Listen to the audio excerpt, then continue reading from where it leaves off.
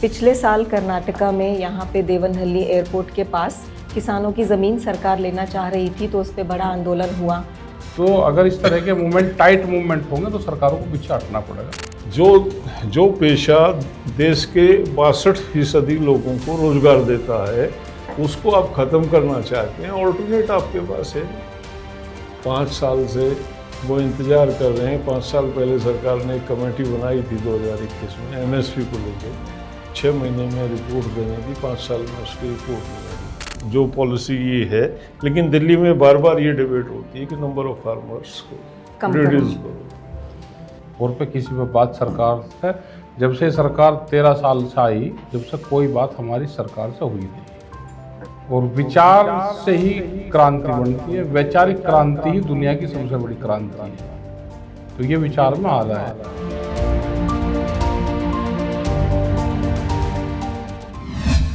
दिल्ली की सीमाओं पर चले ऐतिहासिक किसान आंदोलन के बाद सरकार ने भरोसा दिलाया था कि किसानों से जुड़े बड़े फैसले उनकी सहमति और पारदर्शिता के साथ लिए जाएंगे। लेकिन अब भारत अमेरिका व्यापार समझौते के बाद किसान संगठन गंभीर सवाल उठा रहे हैं। आरोप है कि जिस कृषि और डेयरी क्षेत्र को लेकर आयात से बचाने की बात सरकार खुद किया करती थी, उसे ही रेड लाइन से पहली बार पार किया जा रहा है।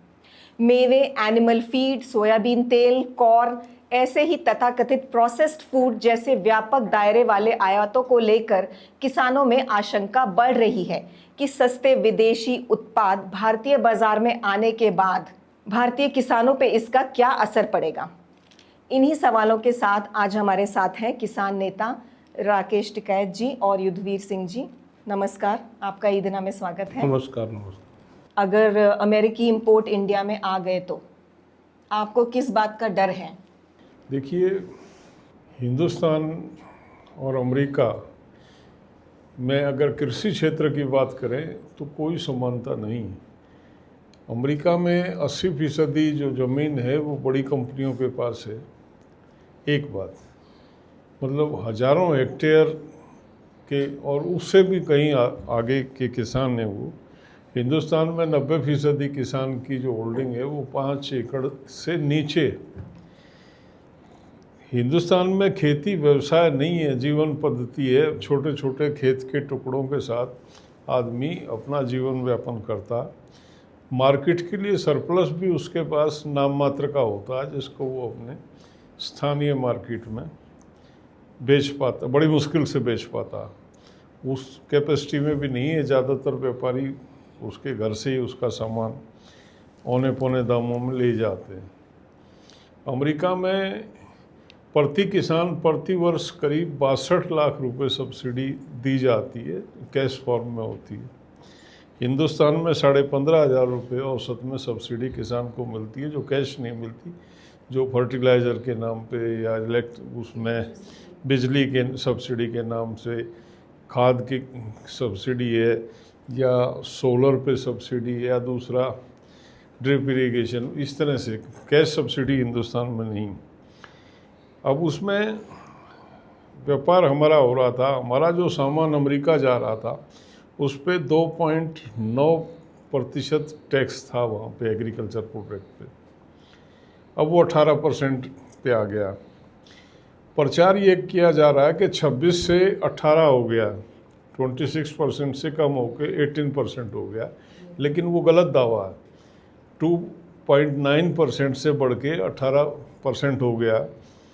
एक तरफ तो वो मार पड़ेगी किसान पे जो 3% से कम टैक्स देता था, वो 18% हमारे सामान पे वहाँ टैक्स लगेगा।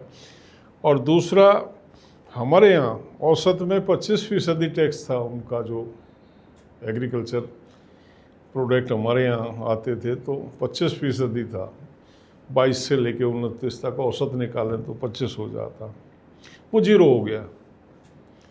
एक तरफ हमारे यहाँ जो टैक्स लग रहा था वो 0 हो गया। हम जो टैक्स दे रहे थे वो 3 से 18% हो गया। और वो किसान इतनी भारी सब्सिडी लेता और हमारे यहाँ सब्सिडी नाम मात्र की है, तो कैसे ये फेयर प्ले हो सकता है? अनइवन है, बहुत हमारा असमान है। अनइवन प्लेइंग फील्ड है। हमारा हमेशा से ये कहना रहा है कि खेती हमारे हिंदुस्तानी किसान के लिए खेती व्यवसाय नहीं है।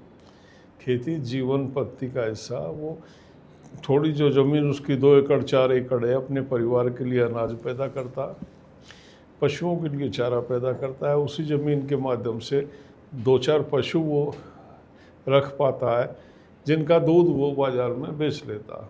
फसल 6 महीने में एक दफ़े मिलती है, दूध का पैसा उसको महीने में मिल जाता है, वो दोनों का बैलेंस बना के अपने परिवार का भरण पोषण कर लेता है। अब ये समझौता जो हुआ है, एक तो विडंबना ये है, समझौता हुआ, हम भारत में रहते हैं, हमारी नई दिल्ली में राजधानी, घोषणा हमारी सेंट्रल की जो पॉलिसी है उनकी दिल्ली से होनी चाहिए थी, वाशिंगटन से हमारी घोषणा होती। तो हम तो कंफ्यूज तो वहीं हो गए उस दिन कि हमारी सरकार नई दिल्ली में है या वाशिंगटन में। वाशिंगटन में घोषणा होती है, देश में किसी को नहीं पता, ना पॉलिटिकल लोगों को पता है, आम आदमी को तो कुछ पता ही नहीं है। आप देश की 60% जनता के भाग्य का फैसला कर रहे हैं, तो सरकार का दायित्व होता है कि पहले उनसे बुला के उन लोगों को राष्ट्रीय स्तर पे अलग अलग रीजन में जाके कंसल्टेशन होनी चाहिए और उनसे पूछना चाहिए कि हम एक ऐसा समझौता कर रहे हैं, उसमें आप अपनी आशंकाएं बताओ। ये तरीका होता, एक अच्छी प्रजातांत्रिक तरीके से अगर काम करें तो ये होना चाहिए था। ना कोई डिबेट हुई है, ना पार्लियामेंट में डिबेट हुई, ना पब्लिक में डिबेट हुई। हमको एक दिन सुबह सुबह पता चलता है वो ट्रम्प कह रहा है कि समझौता हो गया। तो कहाँ, हमको कौन गवर्न करना। वहाँ की कृषि मंत्री कह रही है कि हम 500 अरब डॉलर का व्यापार हिंदुस्तान से करेंगे, हमारे रूरल एरिया में इससे हमारी इकोनॉमी मजबूत होगी, हमारे किसानों को पैसा मिलेगा। ये वहाँ की कृषि मंत्री कह रही है। हमारे कृषि मंत्री कह रहे हैं कि हम कुछ फसलों को प्रोटेक्ट करेंगे, महत्वपूर्ण फसलों का बचाव करेंगे। क्यों आप महत्वपूर्ण फसलों का बचाव क्यों करेंगे? आप सभी फसलों का बचाव क्यों नहीं करेंगे? पहला सवाल तो ये है। और महत्वपूर्ण फसलों का बचाव, कौन सी फसल का आप बचाव करेंगे, उस पर उन्होंने कुछ नहीं बोला। वो भी कौन डिसाइड करेगा? हमारा कॉमर्स मिनिस्टर कह रहा है कि मुझे नहीं, जो भी है आप जयशंकर से पूछो। जयशंकर कह रहा है मेरा सब्जेक्ट नहीं है, आप गोयल से पूछो। तो देश किससे पूछे? और प्रधानमंत्री जो है, समझौते की घोषणा होने के 3 दिन बाद एनडीए के तमाम मेंबर पार्लियामेंट को लेके अपना स्वयं स्वागत करा रहे हैं। पहले देश को ये तो बताओ आपने किया क्या? आप स्वागत करा रहे हैं, अच्छी बात है, कोई अच्छा काम किया तो स्वागत भी होना चाहिए, लेकिन देश को ये पता ही नहीं क्या हो गया। और वो उतना उतावला हो गया प्रधानमंत्री कि वो स्वागत करा रहा तीसरे दिन। तो ये मतलब अपने आप में डाउट क्रिएट करता है। सरकार छुपा रही है, सरकार कुछ ना कुछ छुपा रही है। और जो बातें निकल के सामने आई, अब वो आपने देखा होगा, उसमें कहा कि लाल ज्वार आएगी। उन्होंने कहा कि मक्का नहीं आएगी, वो उस फॉडर आएगा, मुर्गी दाने के आएगा, पोल्ट्री सेक्टर के लिए। आप कह रहे हैं सोयाबीन नहीं आएगा, सोयाबीन का तेल आएगा। तो कान को इधर से ना पकड़ के इधर से पकड़ लिया। हमारी मक्का बिकती है सोयाबीन के तेल के लिए, तेल वहाँ से हमारी जो सोयाबीन बिकती है तेल के लिए, तेल वहाँ से आ गया, तो हमारी सोयाबीन को कौन लेगा? आज मक्का का भाव 2300 से कुछ ज़्यादा है जो एमएसपी, और मार्केट में जो है वो 1100-1200 रुपये में मक्का बिक रही है आज। और अगर ये यूएस से मक्का आती है तो आधा हिंदुस्तान मक्का पैदा करता है। तो वो कहाँ जाएगा? तो वो कहाँ जाएगा? वो कहाँ जाएगा सोयाबीन का किसान? फ्रूट्स हमारे, सेब अमेरिकन ला रहे हो, हिंदुस्तानी आदमी को तो फोबिया है, वो क्वालिटी नहीं देखता, उसको विदेशी चीज़ का फोबिया है। जब मार्केट में आएगा कि अमेरिकन सेब है तो वो हमारे सेब का किसान तो गया, ख़त्म कर हो जाएगा। तो इसी तरह दूध का है, दूध के बारे में एक बड़ी डिबेट है। पहली बात तो हमारे यहाँ हम नंबर 1 हैं दूध पैदा करने में।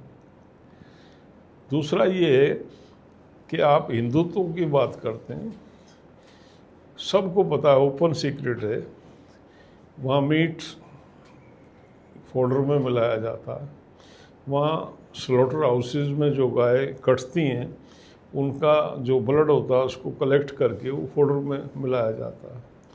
तो वो तो हम जो हिंदू की बात करते हैं, वेजिटेरियन है हम, नहीं तो सबको आप ला के वो को इसमें कहीं क्लियर नहीं है कि जीएम को कैसे रोका जाएगा। हमारे यहाँ आज कॉटन में जीएम है, कॉटन को छोड़ के कोई फसल में जीएम नहीं है। उनके यहाँ जितना भी कॉर्न है, जितना भी सोयाबीन है, जो भी फसलें हैं उनके यहाँ मेजॉरिटी जीएम की है। तो उसके हमारे यहाँ तो अभी आज वो लैब नहीं, मैकेनिज़्म नहीं, कोई कुछ है ही नहीं कि वो टेस्ट किया जाए। सारा इस कहीं भी वो समझौते में ये नहीं कहा गया है कि जीएम फसलों का से कैसे देश का बचाव। तो बहुत सवाल है, बहुत सवाल है। तो एक करके अगर सवालों को ले तो सबसे पहला आपका ये है कि ये जो ट्रेड डील की गई है इसमें किसानों से ही बात नहीं की गई। किसानों के लिए निर्णय लिया लेकिन किसानों से, किसान संगठनों से कोई भी विचार विमर्श, परामर्श नहीं किया गया। ये सबसे बड़ी पहली शिकायत है।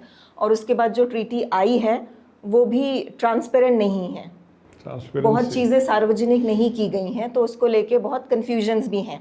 आप सरकार से क्या कहना चाहते हैं? हमने ये मूवमेंट प्रोफेसर मंजुंदा स्वामी और चौधरी महेंद्र सिंह टिकैत के नेतृत्व में शुरू किया था। और उस टाइम एफटीए नहीं था, डब्ल्यूटीओ डुंकल ड्राफ्ट था। डुंकल ड्राफ्ट जब आया सामने तो हमको ये समझ में आ गया था कि जो डेवलप्ड कंट्री हैं, यूरोपियन और अमेरिका जो है, हमारी मार्केट में अपना एग्रीकल्चर सरप्लस लेके आना चाहता है। डुंकल ड्राफ्ट पे हम समझ गए थे और 92 में हमने एक बहुत बड़ा आंदोलन शुरू कर दिया था। दिल्ली में एक बहुत भारी मीटिंग हुई थी और उसके बाद लगातार हम लड़ते रहे उसमें। और हमारी लड़ाई का नतीजा था जब WTO 95 में इन लोगों ने साइन किया, फाइनल उस पर होना था सारा 2003 में दोहा राउंड में। जब हमारा कॉमर्स मिनिस्टर थे मुरसलिन मार्टिन, वो गए तो इतना प्रेशर मूवमेंट का था, उन्होंने साइन करने से मना कर दिया। और उस टाइम पे अमेरिकन प्रेसिडेंट ने, हमारे प्राइम मिनिस्टर अटल जी थे, उनसे बात की और ये फाइनल हुआ था कि कृषि को इससे बाहर रखा जाए। एग्रीमेंट और एग्रीकल्चर WTO में आज तक साइन नहीं है। तो अब क्यों सरकार ऐसा तो कर रही है? इन्होंने अब आपका दबाव क्यों नहीं है? नहीं, इन्होंने उसका दूसरा रास्ता देख लिया। WTO में हमको कुछ टैरिफ लाइन मिली थी जो हमारी एसेंशियल क्रॉप्स हैं, अप टू 300% ड्यूटी हम लगा सकते थे, इतना हमको उसमें मिला था। और पीछे जो चल रहा था, क्योंकि फ्री ट्रेड WTO साइन होने के बाद क्वांटिटी रिस्ट्रिक्शंस ख़त्म हो गई। टैरिफ एक वेपन था जिससे हम उनका चीप प्रोडक्ट अपने देश में आने से रोक सकते थे। उन्होंने देखा कि कामयाब नहीं हुआ उनका WTO में, तो उन्होंने FTA शुरू किया और FTA में ये इम्पोज किया फ्री ट्रेड में कि ड्यूटी जीरो जो अभी हो रहा है, वो जो हमारा 300% तक का वो हमको एक मिला हुआ था, फैसिलिटी थी हमारी, वो ख़त्म हो गया और FTA साइन हो गया। और FTA में अब आपके सामने इस डील में है कि ड्यूटी जीरो। तो वही बात है कि लेवल प्लेइंग फील्ड है ही नहीं, तो किस तरह से हम compete करेंगे। और एक वो किसान जो 1 लाख हेक्टेयर ज़मीन है, 50,000 हेक्टेयर की ज़मीन है, कॉर्पोरेट फार्मर है, कंपनी है, फार्मर नहीं है, कंपनियां हैं जी। 20% ज़मीन वहाँ किसानों के पास है, 80% ज़मीन कंपनियों के पास है। तो इससे आप ये कह रहे हैं कि इससे छोटे किसानों को बहुत नुकसान होने वाला है, वो खत्म हो जाएंगे। तो सरकार ये चाहती है कि छोटे किसान खत्म हो जाएं और कृषि कॉर्पोरेट के हाथों में चली जाए। हमारे जो नीति निर्धारक हैं दिल्ली में, जो हमारा, ये आपका डर भी है ऐसा? नहीं, डर नहीं, ओपन सीक्रेट है। ये डिबेट होती है कि अमेरिका में 1.5% लोग एग्रीकल्चर में हैं और सरप्लस पैदा करते हैं। हिंदुस्तान में क्यों 60% हैं? खेती से आदमियों को निकाला जा रहा है। हम कहते हैं अगर सरकार के पास विकल्प है तो निकाल लो सरकार। आज एक बड़ी फौज बेरोजगारों की खड़ी हुई है, रोजगार है नहीं। अगर 5% किसान को निकाला जाए तो 7 करोड़ लोग बाहर आते हैं। 7 करोड़ लोगों के लिए क्या भारत सरकार ने कोई इंतजाम कर रखा? हमको विड्रॉ कर लो एग्रीकल्चर से। गाँव में हमको दूसरा कौन सा रोजगार देने की सरकार की योजना है? जैसा 70 साल से हो रहा है, गाँव में जब आदमी को रोजगार नहीं मिलता है तो वो माइग्रेट होता है, शहरों में आते हैं और स्लम बनते हैं। तो 7 करोड़ आदमी अगर स्लम की तरफ जाएंगे, शहर की तरफ जाके नया स्लम बनाएंगे, तो क्या इस देश की क्या पोजीशन होगी? कभी कोई पॉलिटिकल आदमी, कोई पॉलिटिशियन, कोई ब्यूरोक्रेट इसका जवाब नहीं दे रहा। बस बड़ा आसानी से कहते हैं नंबर ऑफ फार्मर्स जो है बहुत ज़्यादा है, इतने लोगों की ज़रूरत नहीं है। जब अमेरिका में थोड़े से लोग कर सकते हैं, अरे आज हमको सबसे बड़ी ज़रूरत है कोई रोज़गार की। जो पेशा देश के 62% लोगों को रोज़गार देता है, उसको आप ख़त्म करना चाहते हैं। ऑल्टरनेट आपके पास है नहीं। तो ऑल्टरनेट के तौर पे क्या प्रेजेंट करते हैं? देश के हित में भी नहीं है, लोगों के हित में भी नहीं है ये जो पॉलिसी ये है। लेकिन दिल्ली में बार बार ये डिबेट होती है कि नंबर ऑफ फार्मर्स को रिड्यूस करो। और ये बड़े ललायत हैं हमारे जो 3 कानून आए थे, वो भी एक कॉन्स्पिरेसी थी। कॉरपोरेट घोषणा चाहता है। हमारे भी कुछ हमारे देश के अपने बड़े बिजनेसमैन हैं जिनका तो सब नाम जानते हैं। आजकल हर सेक्टर में वही 2-3 परिवार घुस रहे हैं। वो बड़े बड़े फार्म बनाएंगे, हमसे मजदूरी कराएंगे। ये उनका है, अमेरिकन मॉडल को लेके आएंगे और उसके बाद जो है मार्केट उनके हाथ में होगी। आम आदमी, हम तो अपना भाव मांगते हैं तो हमको एमएसपी नहीं मिलती है। हम लड़ाई लड़ रहे हैं, मांगना चाहिए फेयर प्राइस। हम भूल गए फेयर प्राइस क्या होता है। हम कह रहे हैं एमएसपी दे दो।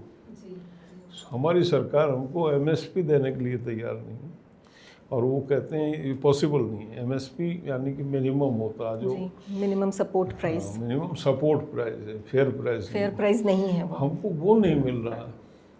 किस तरह से हम सर्वाइव करेंगे इस कंपटीशन में, कैसे बचेंगे? तो टोटल एक बहुत बड़ी कॉन्स्पिरेसी है कि किसान से ज़मीन छीन ली जाए। वो जब उसका गुजारा नहीं होगा, उसका सामान बिकेगा नहीं। आज भी नेशनल सर्वे ये कहता है कि 42% ज़मीन इतनी बुरी तरह कर्जे में है कि वो अपनी ज़मीन को बेचना चाह रहा है। जिस दिन ये और फंसा लेंगे, ये पैसे लेके बैठ जाएंगे, ज़मीन खरीद लेंगे, ख़त्म कर देंगे। इस देश का नक्शा बदलना चाह रहे हैं। इनको ये नहीं पता कि इतने बड़े देश में जो एक पेशा इतने लोगों को रोज़गार दे के देश में शांति, अमन शांति से लोग रह रहे हैं, क्या पोजीशन होगी? उसमें अपराध बढ़ेंगे, क्राइम बढ़ेगा, भूख बढ़ेगी, बेरोज़गारी बढ़ेगी। उसकी तरफ पुश कर रहे हैं देश को। जी, जो आपने एक बात कही कि चीप लेबर, जो किसान खेती छोड़ के शहरों में आएंगे, बस्ती बनाएंगे, तो इससे जो 3-4 व्यापारी लोग हैं जो जिनका आपने कहा जो सब जगह घुसे हुए हैं, तो ये एक तरीका है कि उनको चीप लेबर प्रोवाइड करने के लिए सस्ता लेबर मिलेगा और सस्ते में उनके लिए काम करेगा। निश्चित तौर यही प्लान है उनका। निश्चित तौर पे क्या सोच रहे हैं, क्यों निकालना चाह रहे हैं? तो इससे जो बोल रहे, इससे देश की तरक्की होगी। अगर ये उनका आर्ग्यूमेंट है कि जितने ज़्यादा लोग इंडस्ट्रियलाइजेशन की तरफ आएंगे, शहरों में आएंगे, काम करेंगे, देश की तरक्की होगी। इसके लिए आपका क्या कहना है? आदमी इतिहास से सबक लेता जी। अगर आपको ध्यान हो, 2007-8 में मंदी आई थी दुनिया में, पूरी दुनिया में। अमेरिका के राष्ट्रपति थे ओबामा, वो हमारे देश में आए थे और कुछ यहाँ ट्रीटी हुई थी और उन्होंने जाके ये कहा था कि मैं हिंदुस्तान से 5 लाख रोजगार लेके आया हूँ। मतलब वो फंसा हुआ था। हम सरवाइव कर रहे थे। हम सरवाइव इसलिए कर रहे थे कि मेजॉरिटी जो है वो खेती में है, रूरल इंडिया अभी है। लोग अपने अपने क्षेत्रों में अपनी खेती से अपना, वो किसी पे डिपेंड नहीं है, अपना गुजर बसर कर रहे थे। यूरोप और अमेरिका में इंडस्ट्रियल ग्रोथ में स्टैग्नेशन आ गया था और गाँव वो लोग छोड़ चुके हैं। एकदम से तो गांव कोई लौट नहीं सकते, जी, वो जी, तो जी। ख़त्म हो गया उनका। और गाँव अमेरिका में पूरा फाइनेंस कैपिटल है। किसी देश में गाँवों में 5% लोग हैं, किसी में 10% है, कोई एक आध देश है, ये स्पेन वगैरह में 8% लोग रूरल एरिया में, बाकी गांव से तो निकल गए वो लोग। इंडस्ट्रियल स्टेगनेशन आ गया, मर गए थे वो लोग। और हमने उस टाइम के प्रधानमंत्री से कहा था, मनमोहन जी थे, मैंने कहा आप तो इकोनॉमिस्ट हो बहुत बड़े, हम क्यों, हिंदुस्तान क्यों सेफ है, हम वो हवा हमारे यहाँ क्यों नहीं आई। तो वो चुप रहते थे, वो बैठे रहे, देखते रहे। मैंने कहा इसलिए हम नहीं, उसका इफ़ेक्ट हम पे है कि मेजॉरिटी में लोग जो है देहात में रहते हैं और खेती के ज़रिए अपना खाने पीने का सामान जुटा लेते हैं, तो मंदी का असर हम पे नहीं है। तो हिंदुस्तान जैसे मुल्क को अगर उस मॉडल की तरफ दिखा दिया जाएगा तो इस मुल्क का तो कोई बचा ही नहीं सकता। उसकी कल्पना भी मतलब भयावह है जो हालात ये पैदा करने का प्रयास कर रहे हैं। हर चीज़ अपने गांधीयन मॉडल हमारा है, गांधीयन ग्राम स्वराज की बात करते थे। ग्राम स्वराज का मतलब था कि गांव के लोगों के लिए गांव में रोजगार पैदा करो, गांव में उनका बाजार प्रोवाइड, उनके लिए अब सिर्फ तो बीवीजी ग्राम योजना गांधी ला जानते रहे थे कि हिंदुस्तान गांव में बसने वाला देश है। और इतने लोगों को अगर माइग्रेशन की तरफ आप देखें, जिस भी माइग्रेशन जो भी हुआ है, वो जो माइग्रेटेड लोग हैं उनमें से 20% लोग सेटल हुए हैं, जो ठीक से सेटल हुए हैं शहरों में, जो पढ़ लिख के नौकरी पा गए। जो लेबर क्लास के लोग आए उन्होंने कहीं ना कहीं झुग्गियाँ डाली हैं, स्लम में रह रहे हैं। तो आपने एमएसपी की बात की, तो ये जो भारत और अमेरिका की डील हुई है, इसको लेके कोई इम्पैक्ट असेसमेंट जैसी चीज़ सरकार ने अभी तक आपसे कही है कि हम करेंगे? हमारे प्रधानमंत्री इतने अहंकारी हैं, वो किसी से बात करना गवारा नहीं है उनको। आज तक 12 साल में उन्होंने किसी किसान संगठन से बात नहीं की है।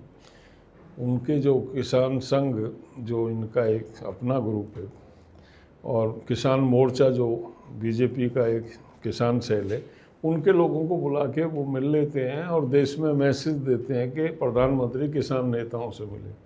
वो तो बेचारे उनके गुलाम हैं, पार्टी के लोग हैं, प्रधानमंत्री बोलता है वो तालियां बजाते हैं, हाथ उठाते हैं। हम जैसे जो संगठन हैं जो इश्यूज़ पे काम, ऐसा नहीं है हम इस सरकार के खिलाफ लड़ रहे हैं।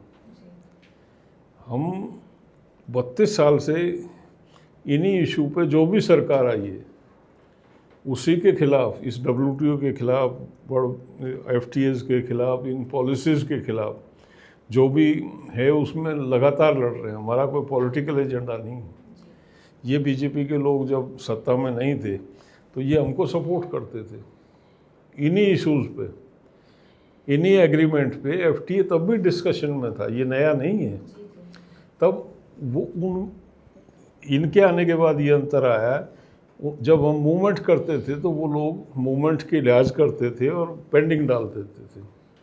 ये नए इंडो-US, इंडो-यूरोपियन, ये इन्होंने ड्राफ्ट नहीं किए, ये कांग्रेस के टाइम में भी थे। उनके टाइम में वो लोग मूवमेंट्स के दबाव कह लो या लिहाज कह लो, उसमें वो आगे नहीं बढ़ते थे। ये बेशर्मी के साथ जो हमारे साथ इनका विरोध करते थे, ये वही लोग हैं सरकार में आने के जो बाद हमारे साथ विरोध करते थे और कहते थे कि देश बर्बाद हो जाएगा, किसान बर्बाद हो जाएगा, मजदूर बर्बाद, ये इनमें। और मैंने मंचों पे, हम लोग संगठन में जब आमने सामने होते हैं, हम कहते हैं कि आप हमारे जब सत्ता में नहीं थे तो हमारी भाषा बोलते थे, और सत्ता में आने के बाद आप जो पहले वाले लोग थे उनसे भी ज़्यादा जहरीली भाषा बोल रहे हो। ये आपका चरित्र। अब आपका नेक्स्ट क्या है, आपका प्लान ऑफ एक्शन? आप सरकार से क्या डिमांड रखेंगे? देखो, 2 बातें बड़ी साफ हैं। कोई भी आंदोलन चलाने के लिए पहले जनमानस को मानसिक तौर पे तैयार किया जाता है। जी। तो वो आंदोलन भी एक दिन में नहीं चला था, लोगों के बीच में जाके बताया गया था। तमाम लोग लग गई थी लीडरशिप कि ये घातक है हमारे लिए, ये कानून जो आए हैं। अब भी हम इस जो ये इंडो-US एग्रीमेंट हुआ है, इसको लेके हमने जाना शुरू कर दिया गाँव, लोगों के बीच में। लोगों के बीच में। पहले तो हम लोगों को मानसिक तौर पे तैयार करेंगे कि ये चीज़ें हैं, आप निर्णय करो। आज किसान बेवकूफ़ नहीं है, वो समझता है गाँव में, उसकी नज़र है, उसको भी पता है कि यूएस के साथ कुछ गलत किया सरकार ने। उसकी बारीकियां हम बताएंगे लोगों के बीच में जाके, उनको मानसिक तौर पर तैयार करेंगे। और डेमोक्रेसी में यही होता है कि मूवमेंट से प्रेशर बनाते हैं और प्रेशर के बाद नेगोशिएशन होती है सरकारों से। अब उसमें भी यही था जो 2020 का मूवमेंट था, सरकार से बात भी हुई, वार्ता हुई और अल्टीमेटली वो तैयार नहीं हुए। तो हमने डिसाइड किया कि आप तैयार नहीं हैं, हमारी बात नहीं सुन रहे हैं, तो हम वापस हटेंगे नहीं। वो चलता रहा और आखिर में 1 साल के बाद समझौते वापस, वो तीनों कानून वापस हुए। अब भी हमारी एक ही डिमांड है, हम हमेशा से कहते हैं कि खेती व्यापार नहीं, खेती हमारे जीवन का एक हिस्सा है। किसी भी समझौते में कृषि को ना रखा जाए, एफटीए में करो या डब्ल्यूटीओ में जाओ, कृषि को उससे बाहर रखो। पहले भी हमारी यही डिमांड थी, उसमें हम कुछ जोड़ नहीं रहे हैं, घटा बढ़ा नहीं रहे हैं। आज भी यही डिमांड है कि कोई भी आप एग्रीमेंट ईयू से करो, यूएस से करो, खेती को उससे बाहर रखो। जी।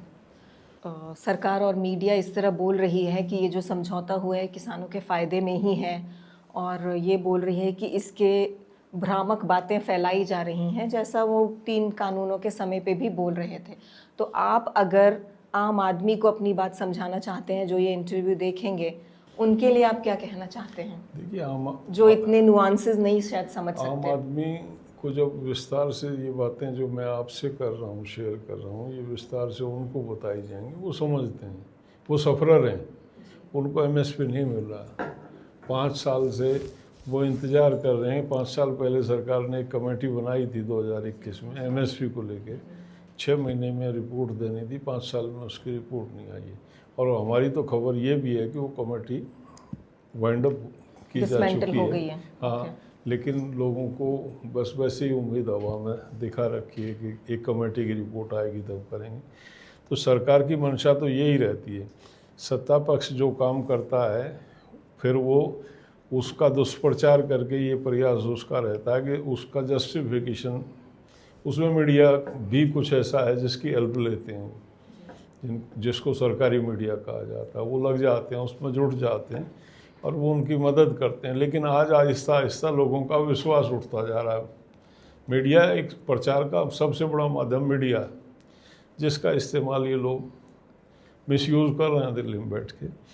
तो लोगों ने आइडेंटिफाई कर लिया कि कौन कौन चैनल, कौन मीडिया, कौन न्यूज़पेपर किस तरह की खबरें दे रहा है, अब मित्र कौन है, शत्रु कौन है, इसका आभास लोगों को हो गया।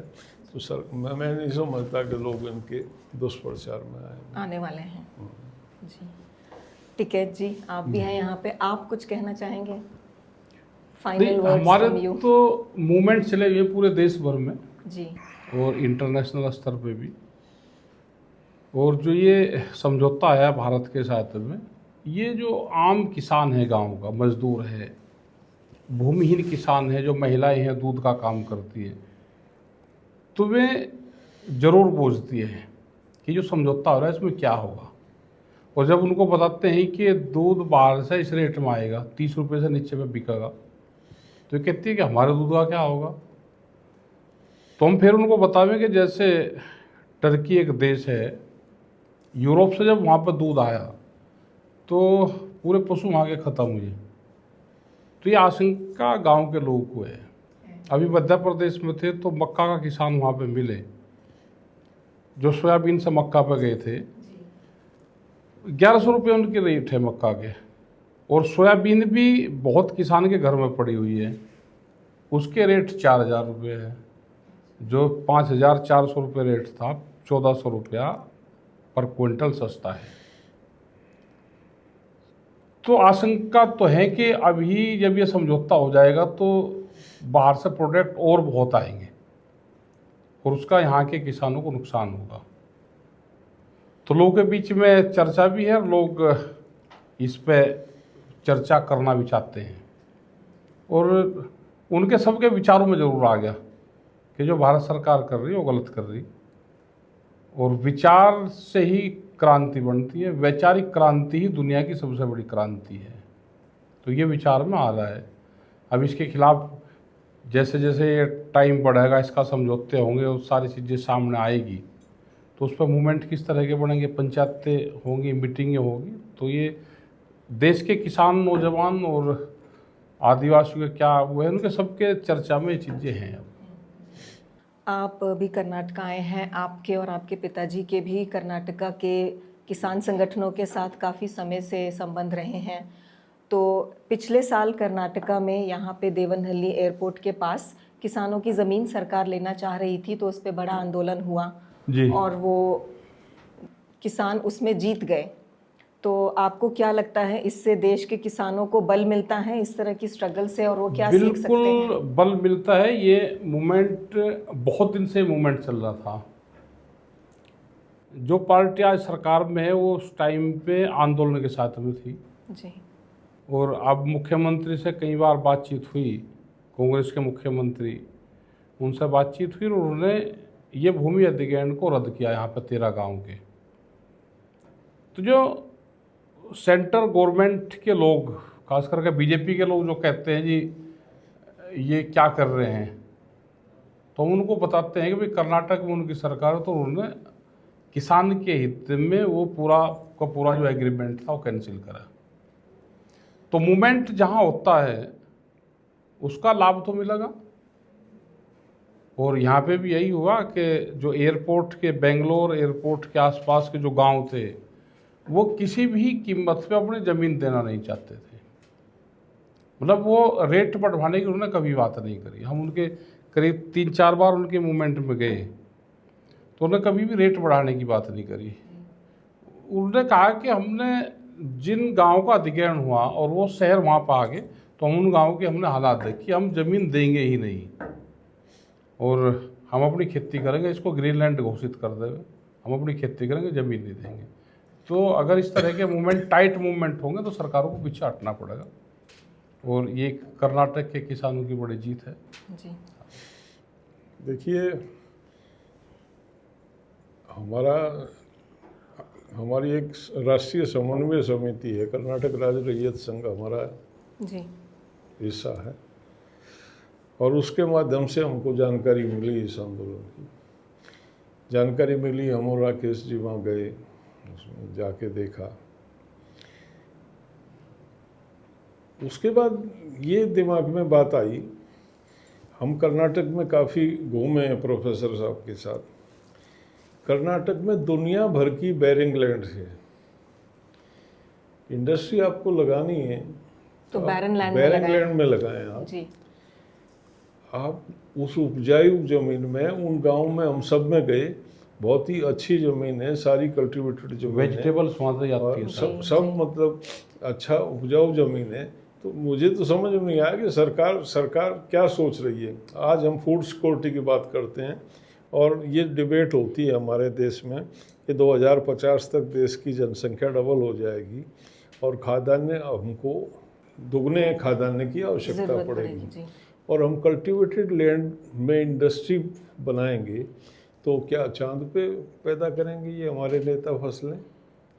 इनकी समझ में नहीं आ रहा है कि जो भी कल्टीवेटेड लैंड है उसका 1 इंच हिस्सा भी एक्विजिशन में नहीं आना चाहिए। ये हमारी सोच है, हमारी मांग भी है। और जहाँ भी होता है हमारे किसान, हम सरकारों को ये कहते हैं कि अगर इस देश को बचाना है तो जो खेती के लिए उपलब्ध ज़मीन है उसका एक्विजिशन बंद करना पड़ेगा। और ये कर्नाटक में नहीं, हम हर जगह इस बात को उठाते हैं और हमने बहुत ऊपर तक ये सुझाव दिए हैं कि आप फूड सिक्योरिटी की बात, या तो आप झूठ बोलते, देश को नकली आंसू दिखाते हो आप। कर्नाटक में लाखों एकड़ ज़मीन ऐसी पड़ी है जिसमें कुछ भी पैदा नहीं होता। कितने इंडस्ट्रियल जोन लगाओ, कौन रोक रहा है? और ऐसे ही पूरे देश में। तो हमारा तो ये है कि राष्ट्रीय जो अधिग्रहण नीति है वो ऐसी होनी चाहिए, उसमें मेंशन होना चाहिए क्लियर कि जिस ज़मीन, जो खेती लायक ज़मीन है, चाहे वो एक फसली भी ज़मीन है, उसको टच ना किया जाए। जो बेरिंग लैंड है उस पर ये इंडस्ट्रियल जोन बने। तो इसको लेके आपका अगला कदम क्या है? क्या आप 2020 की ही तरह फिर मोर्चा लेके आएंगे? क्या आपका प्लान है आगे का? अभी तो संयुक्त मोर्चे का किसान संगठनों का हमारा, हम मीटिंगें कर रहे हैं, गांव-गांव जा रहे हैं, छोटी बड़ी मीटिंग कर रहे हैं और लोगों के बीच में जाकर चर्चा उस पर कर रहे हैं। आगे का प्लान जनता का तो है कि मूवमेंट में जाएं, लेकिन अभी फर्स्ट फेज का तो हमारा ये है कि हम गाँव में जाएंगे, पहले लोगों को समझाएंगे। लोगों को समझाएंगे, तो डील के बारे में उनको बताएंगे। मूवमेंट का स्वरूप क्या होगा ये तो तय करेंगे, पहले मानसिकता से लोगों को तैयार करना।